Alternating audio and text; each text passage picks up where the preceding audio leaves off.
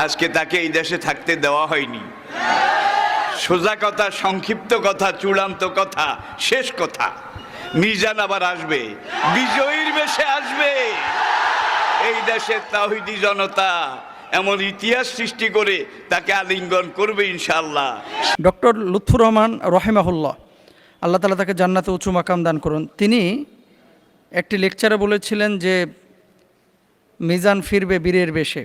কি প্রত্যাশা তার কাছে আপনাদের, এবং আমাদের কি প্রত্যাশা তার কাছে, এ ব্যাপারে আপনাদের কোনো দিক নির্দেশনা আছে কিনা? আসসালামু আলাইকুম প্রিয় দর্শক, আশা করছি সকলে অনেক ভালো আছেন। তো আপনারা ভিডিওর টাইটেল এবং থাম্বনেল দেখে বুঝে গিয়েছেন যে আজকের ভিডিওটি কেমন হতে চলেছে। এক ভাই প্রশ্ন করছেন যে আল্লামা লুৎফুর রহমান নাকি বলেছিলেন যে মিজান আসবে বীরের বেশে আসবে, তাহলে তিনি যে এভাবে আসলো এটা কি বীরের বেশ? তাহলে চলুন আমাদের সেই আরেকজন প্রিয় বক্তা মুস্তাফিজুর রহমান এনার কাছ থেকে শুনে আসি। আরও একটি প্রশ্ন ছিল যে মিজানুর রহমান আজহারে আসায় কারা খুশি এবং কারা অখুশি। চলুন তাহলে দুটি প্রশ্নের সমাধান আজকে আমরা মাওলানা মুস্তাফিজুর রহমান হুজুরের কাছ থেকে শুনে আসি। তো ভিডিও শুরু করার আগে আপনাদের কাছে একটি রিকোয়েস্ট, আপনি যদি এই চ্যানেলে নতুন দর্শক হয়ে থাকেন তাহলে চ্যানেলটি সাবস্ক্রাইব করবেন, ভিডিওতে একটি লাইক করবেন, আর পরবর্তী ভিডিও দেখতে চাইলে আপনারা আমাদের চ্যানেলের পাশে থাকবেন। এক ভাই লিখেছেন যে মোহতারাম আল্লামা ডক্টর মিজানুর রহমান আজহারি দেশে ফিরেছেন, আপনারা খুশি নাকি অখুশি? কারা খুশি কারা অখুশি? 2 নম্বর লিখেছেন ডক্টর লুৎফুর রহমান রহিমাহুল্লাহ, আল্লাহ তাআলা তাকে জান্নাতে উঁচু মাকাম দান করুন, তিনি একটি লেকচারে বলেছিলেন যে মিজান ফিরবে বীরের বেশে। কি প্রত্যাশা তার কাছে আপনাদের, এবং আমাদের কি প্রত্যাশা তার কাছে, এ ব্যাপারে আপনাদের কোনো দিক নির্দেশনা আছে কিনা? দেখেন, অনেক প্রশ্ন আপনারা অনেকভাবে অনেকেই করে থাকেন।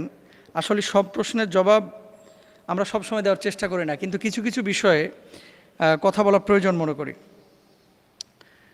সেটা হলো ওনার ব্যাপারে কেন এই কথাটা আসতেছে। প্রায় 4 বছর পরে দেশে ফিরলেন।